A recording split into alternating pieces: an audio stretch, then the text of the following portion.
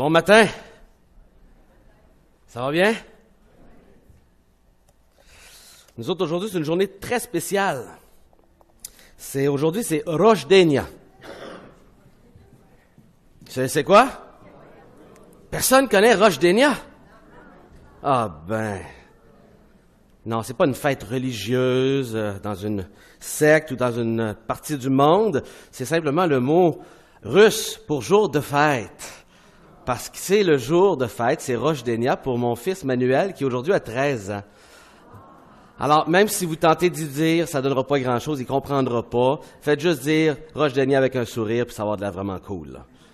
Hein, regarde. Super, t'as 13 ans. Puis si vous voulez savoir c'est quoi 13, c'est Trinatsat. Alors évidemment, quand on pogne 13 ans, on est bien fiers. Hein? À 13 ans, on est officiellement, en anglais, un teen. Hein? Ça veut dire qu'on sait tout à 13 ans. Mais on ne sait pas qu'on sait pas tout, mais on pense qu'on sait tout. Mais bon, j'en ai 2 d'abonnés à cet âge-là maintenant. Et il y a beaucoup de travail, de labourage qui se fait chez nous, intéressant, qui travaille autant le caractère des enfants que des parents. Vous savez de quoi je parle, certains d'entre vous? Hein? Vous riez. Si t'en as fait baver à ton père, là, tu vas baver.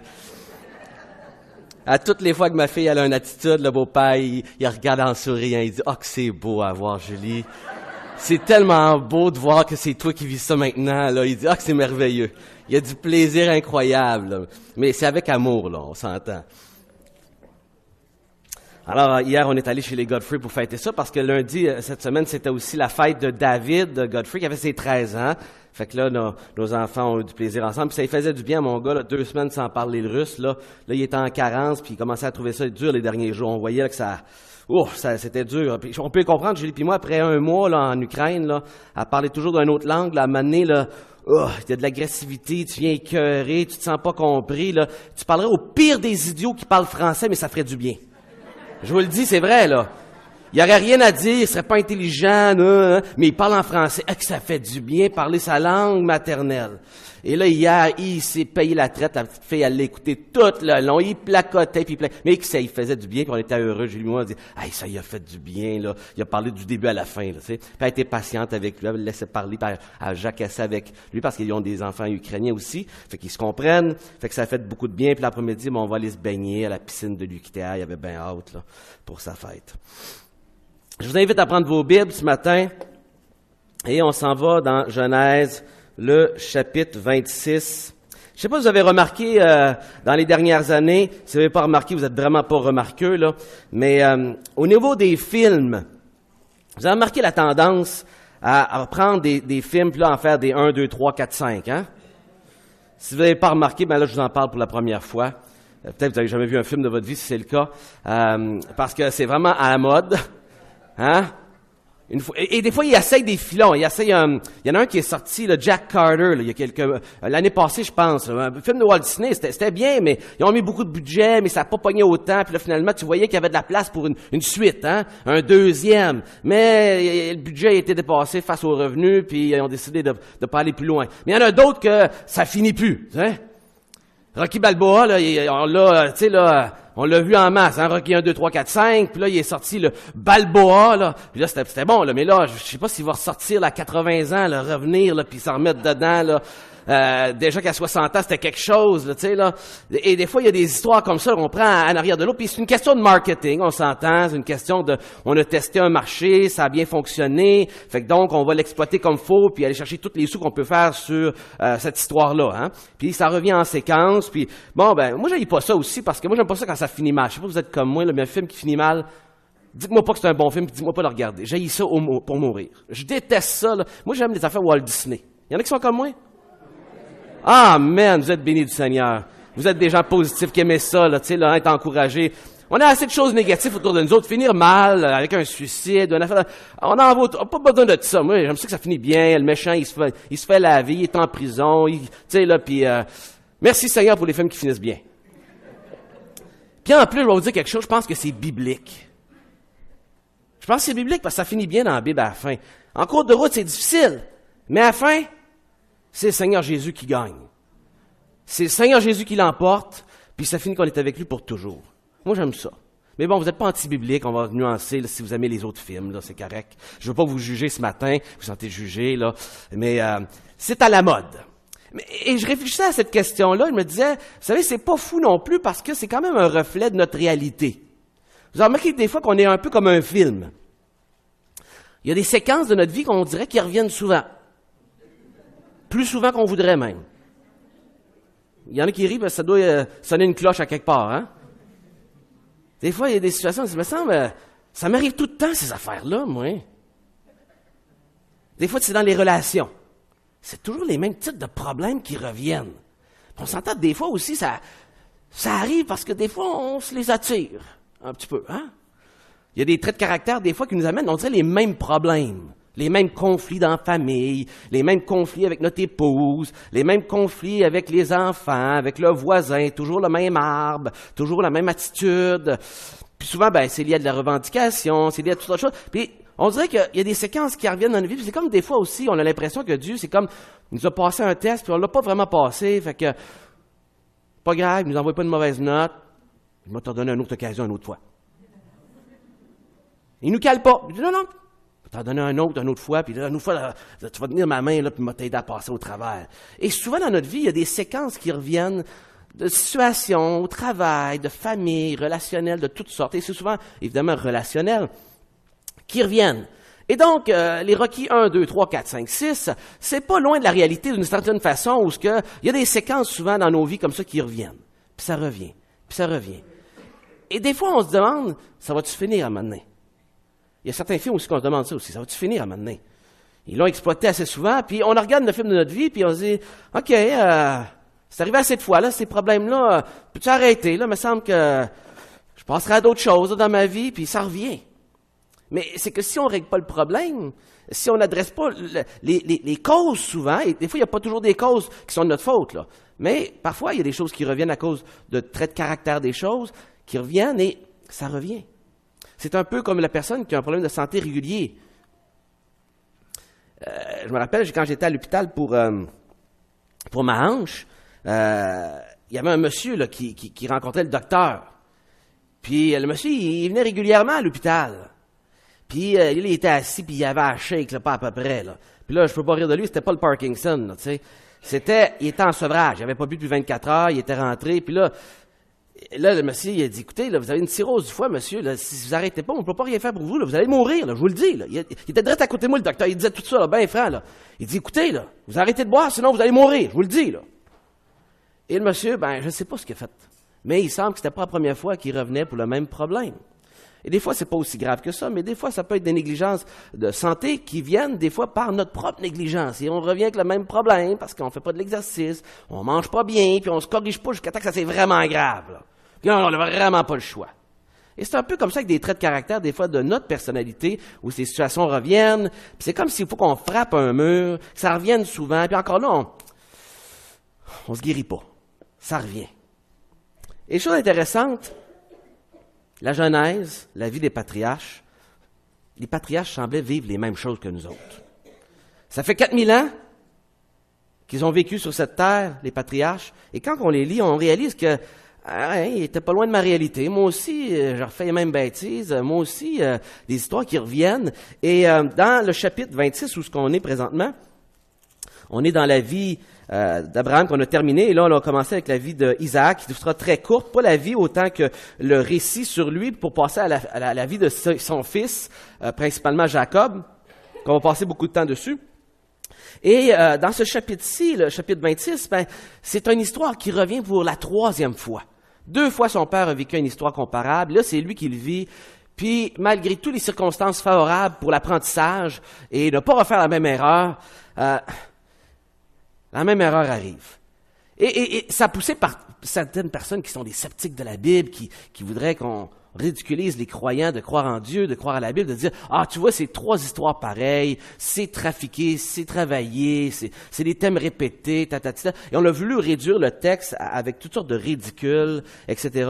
Mais, comme je vous l'ai dit tantôt, là, juste à regarder pas trop loin dans notre vie, là, nous autres aussi, on a des situations ridicules qui se reproduisent, puis qui se reproduisent. On pourrait dire que, on n'est pas super original, et le texte biblique raconte des histoires à répétition exactement comme dans nos vies. Pas besoin de chercher loin pour trouver la réalité de la répétition de ces histoires. Et je vous lis quelques versets en guise d'introduction pour introduire cette histoire pour ceux qui ne la connaissent pas. Certains la connaissent et savent de quoi je parle, mais on va lire les quelques versets du début, là, peut-être jusqu'au verset 11, et on va prier après ça le Seigneur pour qu'il nous aide à vraiment apprendre des choses de ce récit. Il y eut une famine. À tous les vous allez voir le mot famine dans la Bible, c'est parce qu'il y a une épreuve qui s'en vient. Le Seigneur permet quelque chose là, pour travailler quelqu'un. Et dans le pays, outre la première famine qui a eu du temps d'Abraham. Donc, il se fait référence ici à une première famine de l'époque où Abraham était rentré dans le pays. Ça fait très longtemps de tout ça, plus de 100 ans. Et il avait pris le chemin de l'Égypte. Vous vous rappelez de ça? Et finalement, il y avait eu des problèmes. Et donc, il dit c'est un autre que cela, c'est pas la même. Et Isaac, qui à ce point-ci a peut-être entre 75 et 100 ans. Les gens vivaient un peu plus longtemps à ce moment-là. Alors, vers Abimelech, roi des Philistins à Guérar. L'Éternel apparut et dit, « Ne descends pas en Égypte, demeure dans le pays que je te dirai. » Alors, il commence un périple, il va à Guérar, mais en cours de route, il y a cette rencontre-là avec Dieu qui change.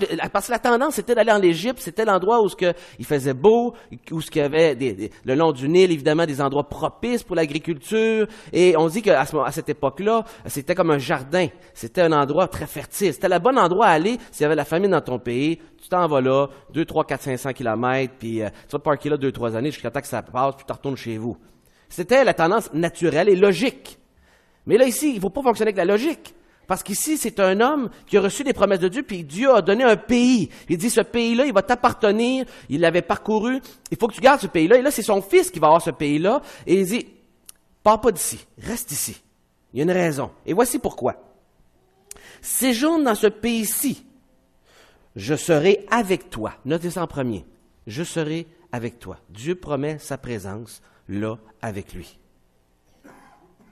Et je te bénirai, car je donnerai tous ces contrées à toi et ta postérité.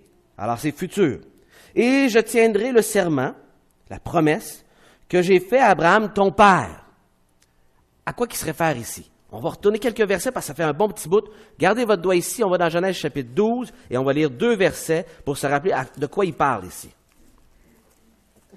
C'était quoi la promesse qu'il dit à Abraham? Et c'est important, pour apprécier toute cette histoire-là, il faut toujours relire la promesse pour comprendre le but de l'histoire lié à la promesse. Chapitre 12, les versets 1 à 3, l'Éternel avait dit à Abraham, « Va-t'en de ton pays, de ta patrie, de ta maison, de ton père, dans le pays que je te montrerai. » Il n'avait pas montré c'était quel pays encore. Il dit, « Pars, puis en cours de route, je vais t'arrêter, je vais te le dire. Je ferai de toi une grande nation. Je te bénirai.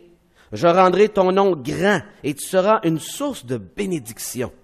Je bénirai ceux qui te béniront et je maudirai ceux qui te maudiront et tous les familles de la terre seront bénies en toi. » C'est pas très long, mais c'est gros. Une grosse bénédiction. Et il lui dit, ça là, je l'ai promis à ton père, il y a plus de 100 ans. Il dit, maintenant, tu es aussi un fils d'Abraham, pas juste physiquement, mais qui a la même foi, je la mets sur toi.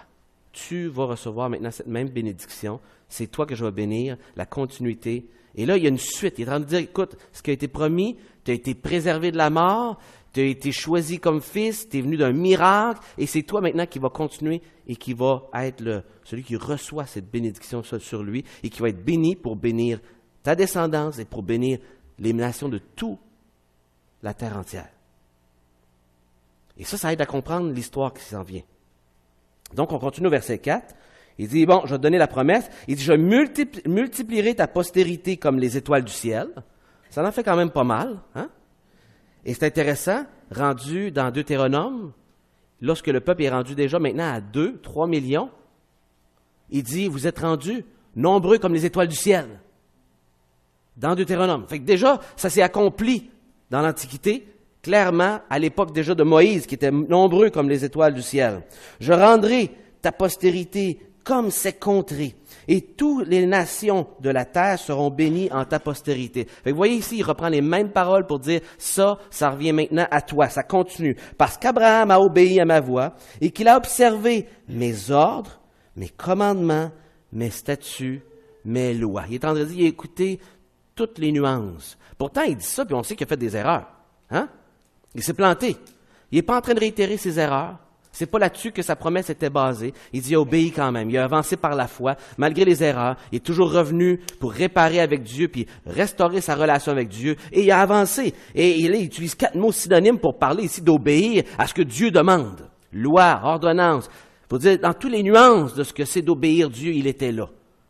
Et c'est pas un homme parfait, pourtant. Il est capable de dire ça d'un homme qui n'est pas parfait. Et dont on connaît l'histoire. Qu'est-ce qui arrive maintenant? Il a réitéré sa promesse.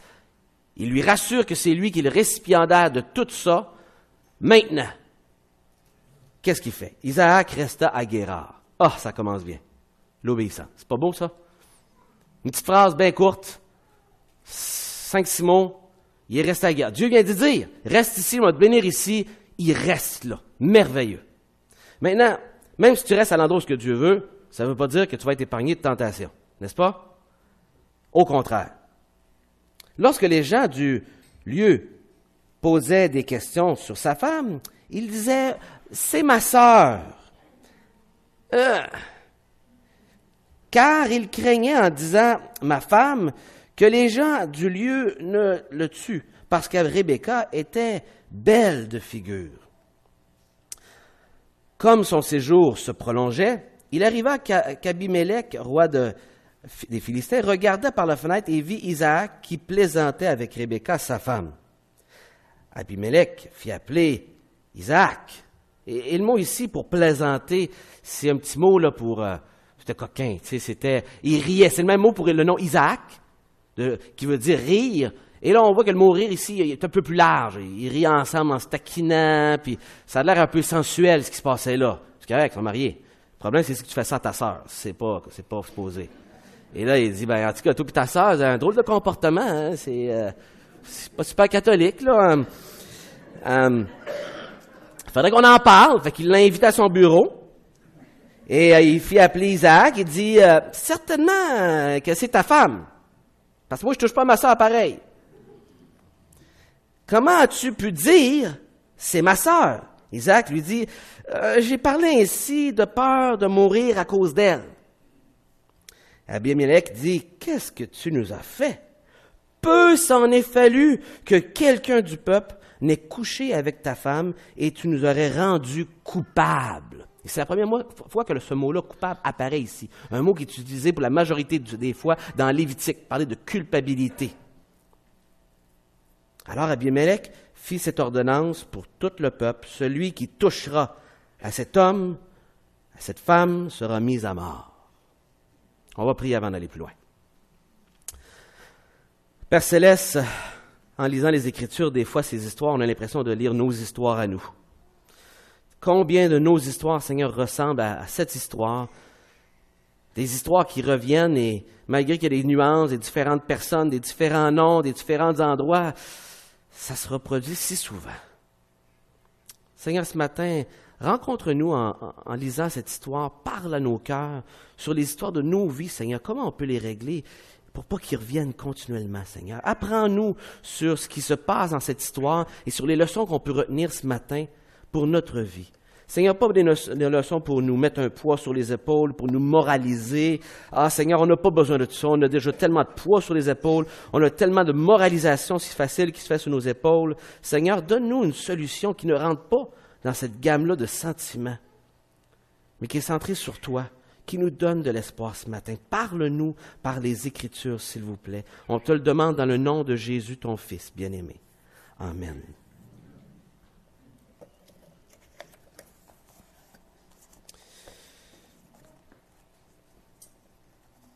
Vous avez remarqué,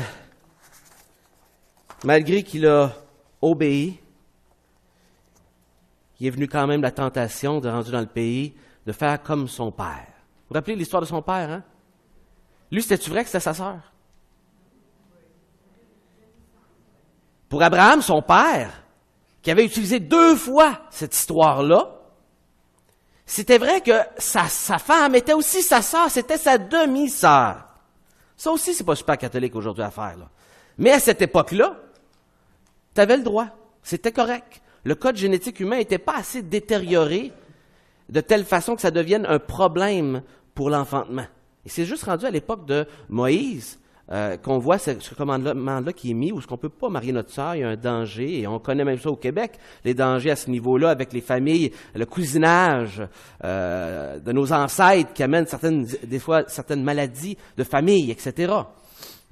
Et donc, le Seigneur n'avait pas mis de loi avant ça. Fait que c'était correct pour Abraham d'être avec sa demi-sœur. Mais il utilisait ça à demi-vérité pour s'en tirer ailleurs. Et ça l'avait mis dans le pétrin à bien des occasions. On a lu ces histoires-là, où ce moment-là, il s'est ramassé dans la harem d'un roi, puis c'est le Seigneur qui doit intervenir pour dire au roi par un songe qu'est-ce qui se passe pour pas qu'il se mette dans le pétrin. Abraham doit même prier à un moment donné pour que la maladie arrête, qui était tombée par malédiction parce que un homme avait pris sa femme. Et le Seigneur, à chaque fois qu'il se plantait, gracieusement, allait à sa défense protégée parce que c'est celui à qui il avait donné une promesse et même s'il faisait des erreurs, le Seigneur allait accomplir sa volonté, coûte que coûte. Même si son serviteur n'était pas fidèle, le Seigneur se démontrait que lui, il tenait sa promesse, même si nous, on ne tenait pas nos engagements comme être humain. Et le Seigneur se montre fidèle, bon, et il le restaure à chaque fois. Il le ramène à lui et renouvelle leur lien de relation avec Abraham qui revient à un autel, qui demande pardon et qui reconstruit et se rapproche du Seigneur. Et ici, dans ce cas-ci, c'était pas une demi-vérité, c'était tout simplement un mensonge. Et une demi-vérité, c'est-tu différent d'un mensonge? Ben non. C'est juste pour jouer avec notre conscience. C'est un mensonge qu'on manipule en prenant des brides de vérité. La vérité, c'est la vérité. Une moitié de vérité, c'est un mensonge. C'est une vérité manipulée. Et on fait ça si facilement. Pourquoi on fait ça? Regardez bien l'histoire qu'on vient de lire. Pour quelle raison est-ce qu'il a menti? Pour éviter un problème? Il y avait peur. Il avait peur. Il utilise le mot crainte au verset 6 et au verset 9, il parle « j'avais peur » quand il parle au roi. Vous avez remarqué dans la vie, généralement, quand on ment, c'est lié à quoi? C'est la peur. Généralement, c'est la peur qui nous amène à mentir.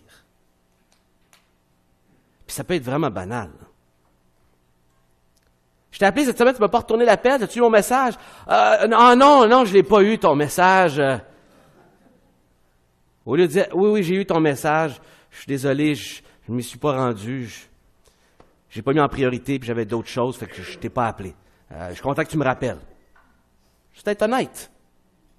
Ça vous arrive, ça? Ça arrive à tout le monde. Mais on a peur de la réaction des gens, on a peur de ce que la vérité va apporter. On a peur des gens et la peur nous saisit tellement à ce moment-là que vient la tentation d'utiliser un moyen pour éviter des peurs qu'on s'est créées, des choses qu'on pensait qu'il va arriver, et là on lance un mensonge. Pour éviter une situation qu'on anticipe, qu'on ne sait même pas comment la personne va réagir, mais qu'on anticipe qu'elle va réagir de telle façon. On a peur de la personne, on a peur des conséquences, on a peur du regard et de ce qui va arriver, et là, on lance un mensonge. La peur nous fait faire beaucoup de choses. La peur nous contrôle à faire beaucoup de gestes qu'on regrette, bien souvent.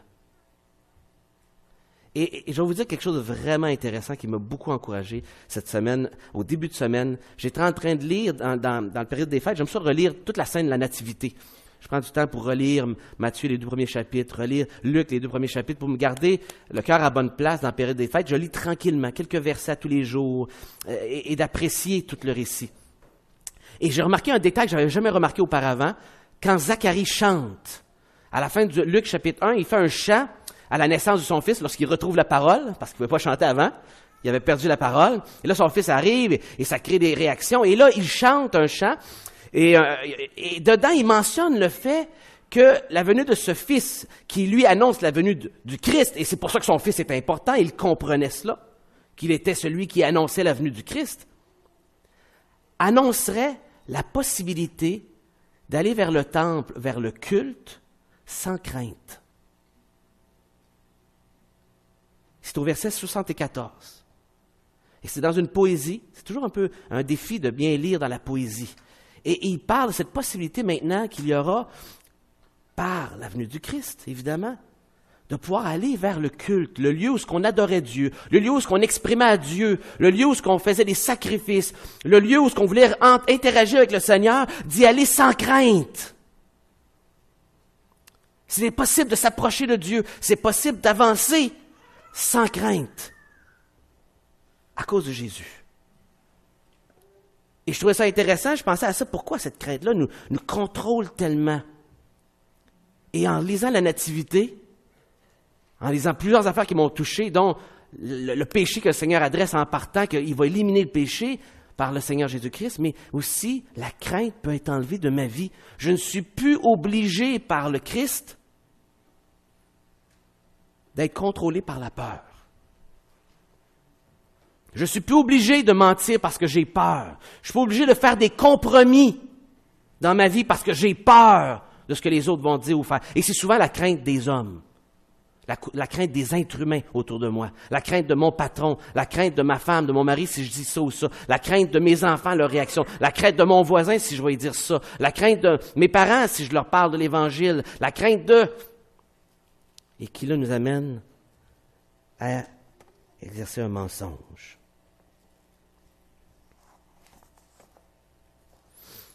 Et dans son cas, bien, la beauté de sa femme lui faisait craindre que des hommes la convoitent et veulent la voir. Et il l'élimine. Il n'avait pas une haute estime de cette peuplade. Il se disait, ces gens-là ne sont pas des croyants, ils n'ont certainement pas des hauts standards moraux. Alors pour une belle femme, qui sait ce qu'ils vont faire? Et il y avait des appréhensions envers ces gens-là. Et il semble finalement que ces gens-là avaient peut-être une meilleure éthique que lui. Parce qu'il se fait reprendre par un homme qui dit, nous autres, chez nous, on ne fait pas ça. Pas supposé de faire ça. Mentir sur ta femme, là, c'est vraiment pas cool, man. C'est comme, on fait pas ça, là. Il parle, puis il semble avoir fait comme faux. Et il lui reprend, il dit, chez nous, on fait pas ça. Ça aurait pu nous mettre bien du trouble chez nous. Est-ce qu'il se rappelait l'histoire d'il y a 100 ans? On ne sait pas si c'est le même homme, puisqu'il pouvait vivre longtemps. Est-ce que c'était un fils d'Abimélec, avec qui il y avait une alliance dans le passé avec Abraham? Est-ce que c'était son fils, mais qui porte le même nom? On peut spéculer, mais ce n'est pas important sur le fait que probablement, il y avait un souvenir où il était au courant de cette histoire-là qui est arrivée il y a une centaine d'années. Il y avait un souvenir de la maladie qui avait frappé et qu'on avait dû prier pour l'enlever. Et que c'est vraiment pas cool, tu ne fais pas ça, là. Et le Seigneur a été gracieux, il lui a enlevé. Pourquoi mentir? À cause de la peur. Dois-je toujours mentir? Non. Pourquoi? On est souvent embarqué, et là je parle de mensonge ici, mais vous pouvez l'appliquer à plein d'autres choses. À plein d'autres choses que vous vivez à répétition. Et pour apprécier ici l'application et ce qui se passe dans la vie d'Isaac, vous n'avez pas besoin d'être un menteur compulsif. Vous avez juste besoin d'avoir un problème de patience comme moi. Un problème d'être paresseux, de manquer de leadership. Un problème de faire telle habitude que vous faites tout le temps. D'avoir de la misère à vous arrêter quand vous commencez à boire. D'avoir de la misère à fermer la télévision quand c'est temps d'aller se coucher puis passer à d'autres choses. D'avoir de la misère à décrocher des jeux vidéo. D'avoir de la misère à arrêter de regarder des romans savants puis de lire des choses à l'eau de rose puis de convoiter une relation différente de la vôtre qui est tout aussi pire que de regarder un magazine pornographique pour un homme. D'anticiper d'autres choses et de toujours revenir au même problème. De toujours répéter ce même vice qui vous amène dans des problèmes. Y a-t-il de l'espoir? Je peux-tu m'en sortir ou je suis condamné à toujours le faire, ce même problème-là, de toujours retomber? Y a-t-il un moyen pour moi d'en sortir? Mais je sens que j'ai essayé tellement souvent de ne plus refaire la même erreur. C'est possible pour moi de m'en sortir? Et une femme, un jour, s'est posé cette même question-là dans son esprit, et le Seigneur le savait. Quand Jésus est exposé à cette femme que des hommes ont amenée et l'ont condamnée parce qu'elle était adultère, qui n'ont pas amené le monsieur avec, ils ont juste amené la madame. Jésus a dit, après avoir confronté la situation, qu'est-ce qu'il a dit à la madame? Va et ne pêche plus. Il l'a dit avec douceur, avec amour. Pourquoi il a dit ces paroles-là? Est-ce qu'il aurait dit des paroles qui ne seraient pas possibles? Est-ce que Jésus aurait demandé de faire quelque chose qu'elle ne peut pas faire, qui n'y est pas accessible? S'il lui a dit ça, c'est parce que c'était accessible. Là qu'elle avait rencontré Jésus, c'était possible pour elle de partir de la présence de Jésus après avoir vécu le fait qu'elle a été pardonnée pour le mal qu'elle a fait. Elle était humiliée. Jésus savait son intérêt, ses pensées, qu'est-ce qu'elle vivait, son humiliation, son regret, sa honte. Et Jésus lui a dit qu'il était possible, après l'avoir rencontré Jésus, de partir et de ne plus continuer dans son péché. Je ne suis pas en train de vous dire ici que celui qui rencontre Jésus ne péchera plus jamais de sa vie. On n'est pas enlevé de cette terre. On demeure sur la terre, une terre qui est condamnée à cause de son péché et qui est meurtrie partout, partout. Et donc, il y a une lutte qui continue avec le fait de pécher. Mais par Jésus, il est possible de vivre dans la victoire. Et Jésus est en train de dire, après m'avoir rencontré, tout comme il va dire aussi au paralytique, qui pourtant, lui, n'est pas condamné pour son péché, et pourtant, Jésus dit, va et ne pêche plus, dans Jean chapitre 5. 2 fois, dans Jean, il parle de ça. C'est possible de partir à cause de la victoire de Jésus. Il est possible que ce péché, avec lequel je lutte et que je reproduis continuellement, Jésus peut me donner la victoire. Et je ne veux pas vous dire, Jésus peut. Jésus veut. Est-ce que tu veux?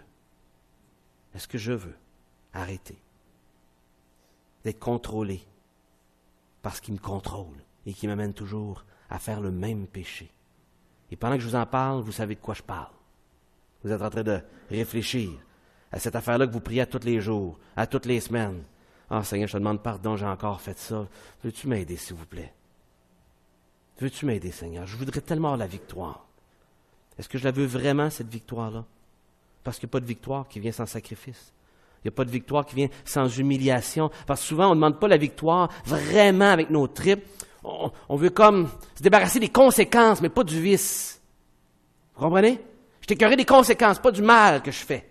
Je vois pas pleinement le mal que je fais, et donc c'est plus ça qui me dérange, les conséquences. Et là, il n'y a pas de victoire, mais c'est parce que je veux pas vraiment la victoire. Je veux éviter les conséquences. Et ça, c'est 2 choses bien différentes. C'est pas la même motivation. C'est pas la même humiliation. Parce qu'il n'y a rien qui va remplacer le fait d'arriver à un mur puis de reconnaître que je n'arrive pas à surmonter ce mur. Je ne peux pas avoir la victoire seule là-dessus. Je reviens toujours à la même endroit.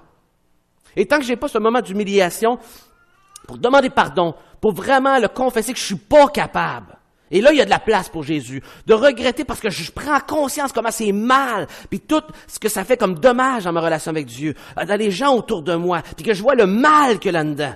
Tant que je ne vois pas le mal, je ne voudrais pas m'en débarrasser. Puis que ça me pue au nez, même si ça m'attire, parce qu'il y a quelque chose que je dois chercher là-dedans qui me fait du bien, que j'aime, mais qu'après ça, je me sens crotté, puis sale, puis niaiseux, puis humilié, puis pas bon. Puis là où ce que Satan veut, puis il me traîne la face dans le bout. Puis il veut pas que je me relève, il veut que je reste là, puis je me traite de pas bon. Puis tu vois, tu n'y arriveras jamais. Puis ta vie chrétienne, c'est lamentable, tu devrais avoir honte, puis partage pas ta foi, regarde comment tu vis. Puis là, traîner, puis rester là à terre. Alors que le Seigneur, lui, il ne nous donne pas la culpabilité pour qu'on traîne à terre. Il nous donne la culpabilité pour qu'on se relève et qu'on dit, Seigneur, je te demande pardon.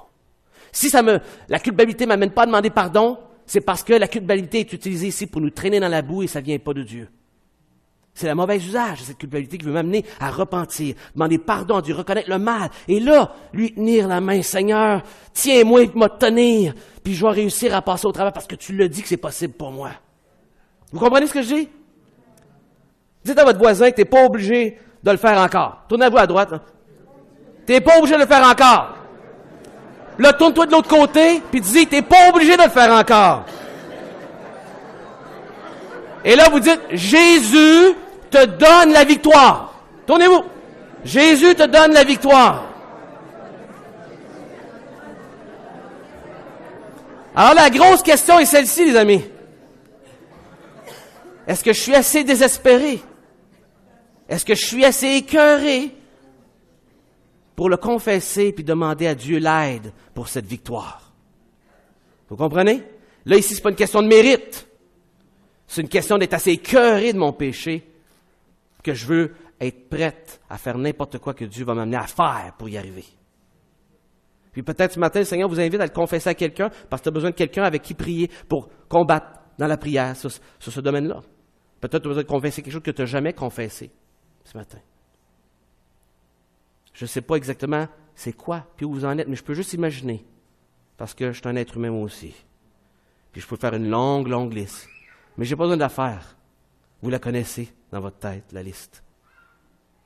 Suis-je là, où il faut encore que je continue à me faire traîner la face dans la boîte dans une autre situation pour amener frapper un mur pour vraiment le reconnaître? Et ici, ce matin, le Seigneur est en train de vous dire, t'es plus obligé. Avec cette histoire-là, ce matin, le Seigneur veut parler à ton cœur, et il est en train de dire, t'es plus obligé de continuer de même. Tu peux attendre la prochaine fois, là. Mais t'es pas obligé. Tu peux arrêter là. Si t'es vraiment écœuré, puis tu le regrettes, puis tu tournes vers Jésus, tu peux arrêter là. Tu peux continuer si tu veux aussi. T'es libre. T'es libre. Et ici, il a été humilié. Et le Seigneur a été bon. Et c'est une des vérités qu'on doit vraiment apprécier ici ce matin. Le Seigneur va le bénir après tout. Mais j'aimerais vous lire ce petit paragraphe que j'ai écrit et qui, j'espère, va vous aider à comprendre pourquoi je suis en train de dire que le Seigneur Jésus peut le faire. Si vous avez remarqué dans tout le texte, les pronoms personnels, toute la décision qui l'a amené à mentir, c'est aussi que parce qu'après ça, tous les pronoms montrent le « je ». J'ai eu peur. J'ai pensé que. J'ai dit à ma femme, c'est le « je » qui est là. Et il était centré sur lui-même, sur ses besoins, et là, il a utilisé des moyens déceptifs, mais pour se protéger lui-même. Il a pris des moyens pour y arriver, même si c'était de la déception, des mauvais moyens, pour se protéger lui-même. Parce qu'il ne faisait pas assez confiance à Dieu pour le protéger. Mais regardez bien ceci, et je l'ai pris d'un auteur dont j'ai apprécié qui revienne en arrière là-dessus. Et voici ce qu'il a dit. L'ironie est que Dieu, qu'il avait... Excusez-moi, là, j'ai de la misère à lire. L'ironie est que le Dieu qu'il avait sorti de la difficulté et en qui il avait placé la confiance pour sa vie, l'avait sorti de la situation avec une brebis qu'il avait fait apparaître lorsqu'il était sur le mont Morija. Vous vous rappelez cette histoire-là où il devait être sacrifié, lorsque son père était avec un couteau et il était en train de descendre le couteau et que Dieu l'a arrêté. Et lui, il était en dessous, c'était pas le gars au-dessus, lui, c'était le gars en dessous étendu qui voyait ça s'en venir. Puis qui se disait, quelle folie a frappé mon père, et qu'il devait avoir très peur. C'est ce même homme-là qui fait ça ici, qui avait connu la protection de Dieu d'une manière très spectaculaire, et que Dieu avait pourvu un agneau. Si Dieu était capable de délivrer la vie d'Isaac du couteau levé de son père, ne serait-il pas capable aussi de délivrer Isaac du danger de la vie de tous les jours dans la société païenne qu'il vivait? N'avait-il pas rien appris de cette expérience? Mais avant de juger Isaac trop durement, nous devons examiner nos cœurs. Combien souvent, vous et moi, échouons à obéir Dieu quand quelque chose de bien moins significatif dans nos vies est en jeu? Nous choisissons souvent le moyen déceptif de se protéger soi-même pour le gain d'un simple réconfort, d'un plaisir, de réputation, oubliant l'amour de Dieu démontré par l'agneau qui est Jésus-Christ, qu'il a pourvu pour prendre notre place à la croix du Calvaire. Si Dieu n'a pas épargné son Fils, mais l'a donné gratuitement pour nous, ne pouvons-nous pas nous aussi faire confiance pour nos vies? Nous sommes si faibles et inconstants à croire parfois. Oui, Dieu me dit de ne pas aller à Guérage, de ne pas partir en Égypte, de rester à Guérage, je reste là. Mais là, après ça, de faire un mensonge parce que j'ai peur. Si inconstant. L'Évangile est la réponse, est la seule réponse pour s'en sortir. Oui, je vous le dis ce matin, c'est possible. La réponse à cette déception de se protéger soi-même se trouve dans le message de la bonne nouvelle de l'Évangile que Jésus annonce. Nous devons nous rappeler continuellement et le répéter sans cesse. Jésus, celui qui n'a pas eu peur des hommes, qui n'a pas économisé sur la vérité pour se sauver lui-même, est mort pour nous à notre place. Au contraire, il a été aussi loin qu'il fut transpercé afin que nous puissions avoir la vie. Il est mort à la place de son peuple pour sauver son peuple, prenant la forme d'un serviteur, afin de prendre sur lui jusqu'à toutes les souffrances de la croix. Et ses pensées ne furent pas pour lui-même, ou son réconfort, ou sa sécurité, malgré qu'il luttait avec et qu'il a prié dans les derniers moments. Malgré toute la lutte, il est allé jusqu'au bout pour nous sauver. Et il a sauvé son peuple, mais en plus, Jésus est allé plus loin que son peuple. Il est allé aussi pour offrir un salut à ceux qui étaient en dehors de son peuple d'Israël, pour toutes les nations. Et Jésus n'est-il pas le fils d'Abraham? L'ultime fils d'Abraham, c'est Jésus. Qui l'a promis qu'il serait une bénédiction pour les nations, c'est Jésus. Et Jésus produit par son sacrifice un salut possible pour la nation juive et pour tous ceux qui ne sont pas juifs et qui vont placer leur foi, comme Abraham, en l'Éternel et devenir fils d'Abraham, pas à cause de leur sang, mais à cause de leur foi. Parce qu'être fils d'Abraham dans les Écritures, selon l'enseignement de Paul, c'est avant tout d'avoir la foi d'Abraham et non d'avoir son sang. Et ce qui est beau à voir, c'est dans les versets qui suivent, l'Éternel demeure fidèle dans ses promesses. Et là, on voit au verset 12 qu'il va planter dans un endroit ses récoltes et Dieu le fait multiplier au comment? Centuple. Ça vous fait pas penser à une parabole, ça? Hein? Chapitre 13 de Matthieu, où ce qui parle de ces semences qui sont envoyées et certaines qui sont au centuple. Et lui avait cette bénédiction d'être au centuple. Et les gens l'observaient autour. Et finalement, ce qui est arrivé, c'est que et là, je vous lis même pas l'histoire, vous pouvez le regarder dans les versets suivants, avec la prospérité qu'il vivait, est venue de la jalousie autour de lui. On dit qu'il a multiplié sa richesse, Dieu l'a béni d'une manière incroyable, plus de serviteurs, plus de servantes, plus de bétail, plus de tout, et il est venu à un moment donné où ce que là, les gens ont commencé à avoir de l'envie, de la jalousie. C'est la première fois que le mot apparaît, mais la jalousie est apparue bien avant ça. On peut juste penser à Caïn avec Abel, il y avait de la jalousie. Mais c'est la première fois que le mot apparaît ici, le mot jalousie, qui va revenir plus tard avec l'histoire des femmes de Jacob, qui va revenir plus tard avec l'histoire de Joseph et ses frères. Il y avait de la jalousie. Et il faut la gérer, la richesse. Et il est bien dit par certaines personnes que la prospérité qu'on recherche tous produit autant de défis que la pauvreté peut en produire. Il y a autant de tentations à gérer dans la richesse que dans la pauvreté. Et souvent, on veut sortir des problèmes qu'on a parce qu'on n'a pas beaucoup d'argent. Quand vous aurez de l'argent, vous découvrirez la déception de l'argent et qu'il y a beaucoup de problèmes à gérer avec l'argent. Et quand on a de l'argent, qu'est-ce qu'on a? Des gens jaloux. Des gens jaloux. Puis là, évidemment, quand les gens font ça, ils disent « moi, j'ai travaillé fort, je le mérite. » Ah, mais merci, nous autres, on mérite aussi d'être pauvres, frère, hein? Merci de m'encourager. Toi, tu le mérites, en tout cas, au moins, hein?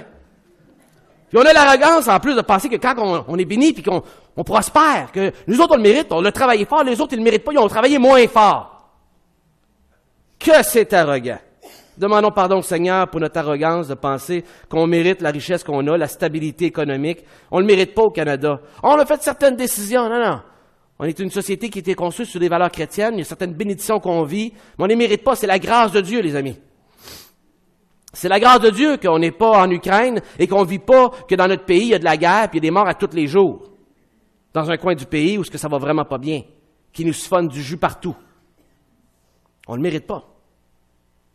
Mais cet homme-là ici a été béni. Il ne le méritait pas. Dieu lui a donné. Et il a fait multiplier ses bénédictions. Mais il devait faire face maintenant à la réalité et des défis d'être riche. Il y en a qui sont jaloux. Il y en a qui lui donnent de la misère. Et là, il y en a qui ont commencé à remplir ses puits. Il avait commencé à déterrer les puits de son père, puis de les remettre en ordre. Et là, les gens jaloux, qu'est-ce qu'ils font?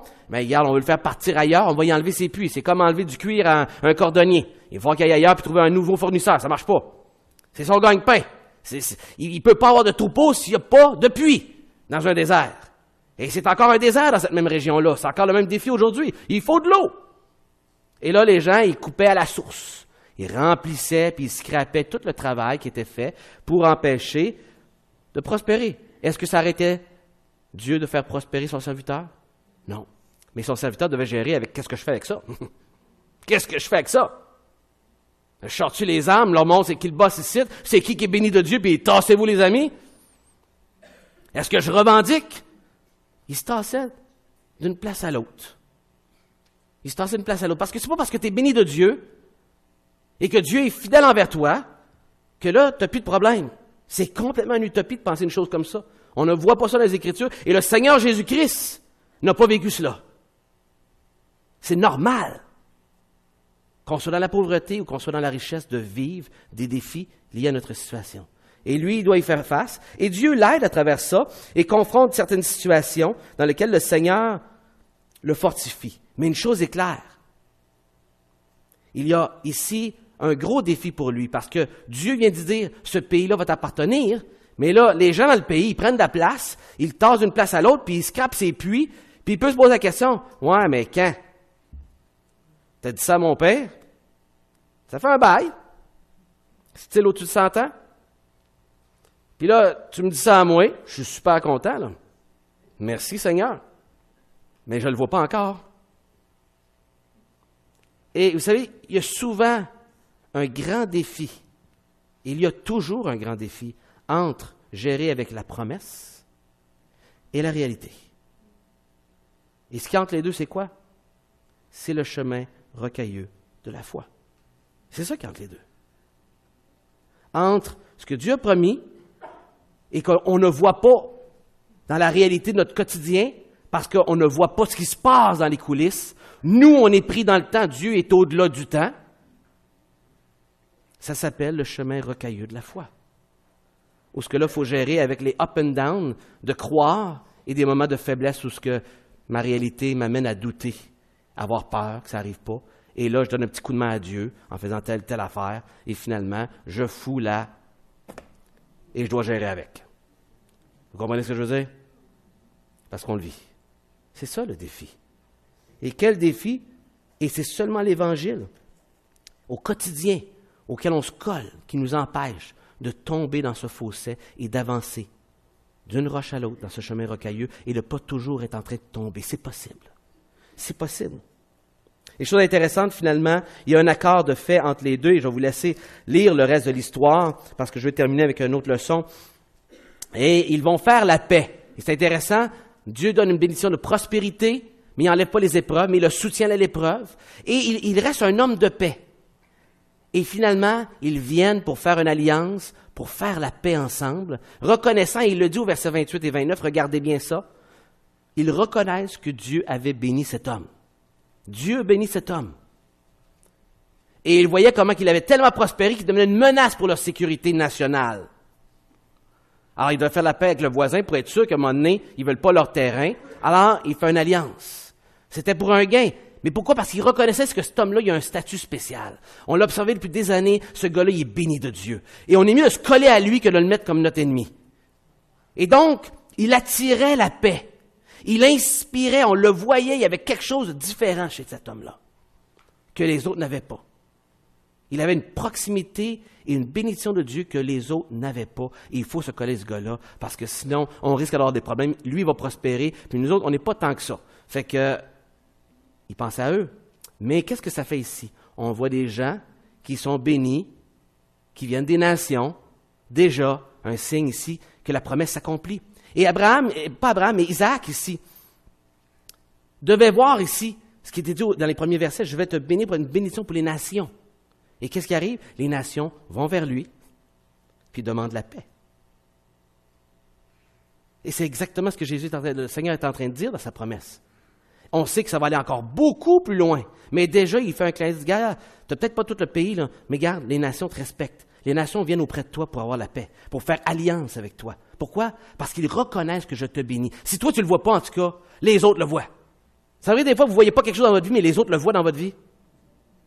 Vous ne trouvez pas que vous êtes béni, mais les autres vous regardent et disent « Hey, t'es béni, t'as ça, mais tu ne le vois pas. Tu n'arrives pas à te voir, à sortir de ton corps, puis de voir comme les autres voient ta vie. Et pourtant, Dieu bénit. Et le Seigneur, il fait des clins d'œil ici, puis on le voit régulièrement, le Seigneur, faire ça chez les patriarches pour les encourager dans ce fossé entre la promesse Et la réalité, le Seigneur fait des clins d'œil continuels pour dire, ça s'en vient, ça avance, lâche pas, je suis là, t'es pas tout seul. Puis ma promesse, garde, j'ai fait ça, tu peux être certain que moi faire ça. Et là, il faut regarder aux promesses qui sont arrivées pour être encouragé de l'ultime promesse que j'anticipe, qui n'est pas encore arrivée, mais qui dans le temps de Dieu est déjà arrivée. Parce que lui, il est au-dessus du temps, vous comprenez? On est pogné dans le temps, mais lui n'est pas lié au temps. Il a créé le temps, il n'est pas assujetti au temps, comme nous le sommes. Et lui, c'est déjà arrivé. C'est pour ça qu'on parle d'espoir pour nous. Mais quand on parle d'un espoir en Dieu, c'est une réalité. C'est pas comme nous, j'espère qu'elle va avoir la job. Une espérance en Dieu, c'est un espoir en quelqu'un qui a déjà fait. Vous comprenez? C'est déjà fait ce que j'espère en Dieu. Parce qu'il est au-delà de tout ça. Mais le chapitre termine avec un nombre. Un nombre négatif qui fait réfléchir, celui d'un choix qu'un des deux fils fait. Et je vous le lis. Il appela le lieu où il a fait l'alliance au verset 33. Non, c'est pas ça que je veux parler, verset 34. Ésaü, son frère, il est âgé de 40 ans. Et on dit que finalement, il a pris 2 femmes, Judith et Basmath, 2 Étienne pour femmes. Et elles furent un sujet d'amertume pour le cœur d'Isaac et de Rebecca. Chose intéressante, on ne parle pas de Jacob ici, on va parler à partir du prochain chapitre, mais tout de suite, l'histoire termine en mettant une mauvaise nouvelle. Il y a un des fils qui est déjà parti sur un mauvais chemin. Il y a un des fils dont on avait déjà donné les symptômes dans le chapitre précédent qu'il était assez charnel, il pensait beaucoup au moment présent. C'était le fils qui avait abandonné ses droits d'aînesse pour un potage parce qu'il était affamé puis il allait mourir. Fait que là, il a vendu son droit d'aînesse pour avoir un bon lunch. Et on a vu déjà un trait de caractère impulsif, à ne pas penser à long terme, à court terme. Et là, on le voit ici prendre le choix à 40 ans. Ironiquement, son père à 40 ans avait pris Rebecca. Lui, il va prendre 2 femmes qui sont parmi les nations. Et on voit un fils qui décide, lui, de faire le choix de ne pas placer sa foi en Dieu. Jacob n'a pas encore fait le choix. Mais Ésaü prend déjà un penchant très clair ici, que sur le chemin rocailleux de la foi, et là, dans ce cas-ci, le chemin rocailleux vers la conversion, comme Jacob, pour qu'est-ce qui est de Ésaü et de Jacob, ils sont sur ce chemin-là. Lui prend le chemin de la voie de service. Et il décide d'aller dans le monde. Il va prendre des femmes du pays, et il va avoir une culture familiale comme le pays, et il va vivre comme le pays, et éventuellement, il va devenir, ses enfants, des ennemis de son frère. Jacob est sur ce chemin aussi, et nous, on va le suivre à travers ce chemin vers son choix de placer sa foi au complet. Mais une chose est certaine ici, que sur ce chemin-là, il observe son père. Et son père, il a vu la bénédiction de Dieu sur lui. Son père a fait une erreur, le Seigneur l'a corrigé, il est revenu sur le droit chemin. Il a reconnu par un autel dans le chapitre aussi son retour dans sa relation avec le Seigneur, que je n'ai pas regardé avec vous, parce que je veux terminer. Mais regardez ça attentivement avec ce que je vous ai partagé, pour apprécier toute l'ampleur des détails de ce récit, qui nous invite à avoir de l'espoir, malgré que certains font des mauvais choix, comme Ésaü, qui décide d'épouser le monde. Et vous savez, sur ce chemin-là rocailleux de la foi, et sur le chemin rocailleux vers la conversion, on observe ça autour de nous. Il y a des gens que je connaissais depuis longtemps, et qui ont pris des choix qui les ont amenés à dire, je vais vivre comme tout le monde vit, je vais vivre comme le monde me le donne comme direction. Et ils prennent une vie mondaine. Et on a fait une série l'année passée dans Corinthiens. Hein? Est-ce que je suis une église à la mode, une église mondaine, ou une église contemporaine? C'était quoi le jeu de mots, Benoît, encore, là? Une église moderne et non pas mondaine. Parce que c'est si facile de commencer à prendre la tangente vers le monde. Et c'est ce que lui va faire. Et vous vous rappelez que le choix d'une femme était tellement important que le père a envoyé son fils loin pour trouver sa femme Rebecca dans sa famille. Et peut-être tout ça ici va servir d'avertissement aussi à Jacob, qui le chapitre suivant va dire, « OK, je t'envoie après la situation avec ton frère, tu vas aller chez Laban trouver une femme. » Comme son père l'avait fait. Est-ce qu'il a manqué de prévoyance ici? Le texte ne le juge pas.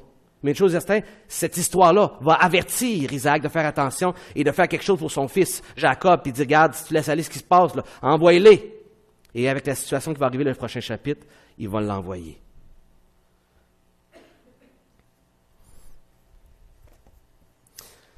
Peut-être on peut terminer en prière ce matin. On a l'exemple à suivre, l'exemple à ne pas suivre. On a l'exemple de quelqu'un qui, dans sa chemin, a pris le chemin de la mondanité. Vous savez où est-ce que vous êtes ce matin. Peut-être que vous n'avez jamais encore donné votre vie à Jésus-Christ. Peut-être que vous avez une lutte ce matin que vous devez donner dans la prière au Seigneur. Peut-être que vous êtes comme Ésaü présentement et vous avez vraiment pris le chemin. Et de grâce, vous êtes ici ce matin. Même pour Ésaü, il était possible de revenir. Même s'il avait pris le mauvais chemin, il est possible de se repentir alors qu'on a un souffle de vie. Et ce matin, je vous invite à interagir avec moi, avec le Seigneur dans la prière. Parlez-lui pendant que je vous parle. Peut-être des certaines paroles qui vont refléter ce que vous vivez. Prenez ces paroles, dites Amen au Seigneur, répétez-les au Seigneur pour exprimer vos sentiments ce matin et faire vous-même ce matin, là où vous êtes, dans le besoin, la paix avec Dieu. Père Céleste, encore aujourd'hui, 4000 ans plus tard après ce récit, on reconnaît ce matin que nous vivons les mêmes choses. On n'est pas très différents. On lutte avec le péché. On est têtu, bien orgueilleux, puis on ne veut pas t'écouter, Seigneur. On va en faire à notre tête. On essaie de se débattre, Seigneur, à toujours faire les choses pour se protéger. Et à cause de ça, on n'arrive pas à penser aux autres, Seigneur. Au contraire, on pense tellement à nous qu'on inflige beaucoup de mal aux gens autour de nous, Seigneur. Et Seigneur, ce matin, peu importe que j'ai placé ma foi en toi ou non encore ce matin, je veux reconnaître ce fait que je suis très centré sur moi et je suis porté, Seigneur, à mentir et à faire tout ce qu'il faut pour m'arriver à sortir de mon trouble de ma propre façon. Et ce matin, je veux te demander pardon. Je te demande pardon parce que je reconnais que c'est mal. Je pense juste à moi, je ne pense pas aux autres. Je t'oublie, Seigneur, alors que toi, tu ne m'oublies pas. J'oublie que tu es fidèle. Puis moi, je ne suis pas fidèle et que j'ai besoin d'une confiance en toi. Et ce matin, je veux te demander pardon pour mes péchés. Je veux te demander pardon pour ce péché que je refais continuellement et pour lequel je vis un peu peut-être du découragement dernièrement, du désespoir même que je ne m'en tirerai jamais. Seigneur, ce matin, je veux croire. Je ne veux pas croire en me craquant avec des pensées positives. Je veux croire en toi. Je veux croire en Jésus. Je veux croire en Jésus ce matin, peut-être parce que je n'ai jamais encore donné ma vie à Jésus. Et ce matin, je reconnais que je suis un pécheur, puis j'ai besoin de Jésus. Puis que sans Jésus, je m'en vais en enfer. C'est ce que Jésus a dit, Seigneur. Et ça me fait peur. Et si Jésus était prêt à mourir, ça devait être vraiment grave ce qui devait m'arriver. Et je veux te demander pardon, Seigneur, ce matin, pour mes péchés. Peut-être que je suis dans ce même problème-là de refaire les mêmes péchés, Seigneur, puis je suis un enfant de Dieu, puis je le sais que je suis un enfant de Dieu, mais j'ai honte parce que, Seigneur, je te demande pardon, je vis comme si j'étais dans le monde alors que je suis ton enfant. Et je veux te demander pardon, Seigneur, ce matin. Je me sens coupable, puis souvent je me traîne la face dans la poussière, puis je ne me relève pas, puis je fais rien, puis je suis découragé. Seigneur, ce matin, je veux te demander pardon. Aide-moi, s'il vous plaît. Je le crois ce matin que par Jésus, puis par les promesses de Jésus, les promesses dans les Écritures, par la fidélité de Dieu, je peux vivre sans péché tout le temps, ce même péché, puis de continuer. Je veux arrêter d'être contrôlé, d'être un esclave du péché, de toujours avoir peur des autres, puis à cause de ça, de faire des bêtises. Je te demande pardon, Seigneur. Je reconnais que c'est mal. Je ne regrette pas les conséquences. Je regrette le mal que je fais aux autres. Je regrette le mal que je te fais à toi. Je regrette le mal que je m'impose, Seigneur, à me détruire. Toi qui veux m'utiliser puis qui es mort à la croix pour moi. Je te demande pardon, Seigneur. Ce matin, je veux me rapprocher de toi. Je veux te demander de me pardonner puis de me reprendre dans tes bras, Seigneur. De me donner une caresse parce que je ne me sens pas aimé. Je me sens loin de toi. J'ai besoin, Seigneur, de pouvoir m'asseoir sur tes jambes, d'être rassuré que tu m'aimes, Seigneur, ce matin. Et que tu me donnes une caresse puis que tu m'acceptes comme que je suis, Seigneur. J'en ai besoin. Accueille-moi, Seigneur, s'il vous plaît. J'en ai besoin. Je veux m'approcher de toi. Donne-moi la victoire, une journée à la fois. Je ne veux plus vivre ça. Et je le crois, Seigneur, par ton Fils ce matin. Je le crois. Et je te le demande, par le nom de ton Fils Jésus-Christ. Amen. On va terminer avec le chant qu'on a fait tantôt.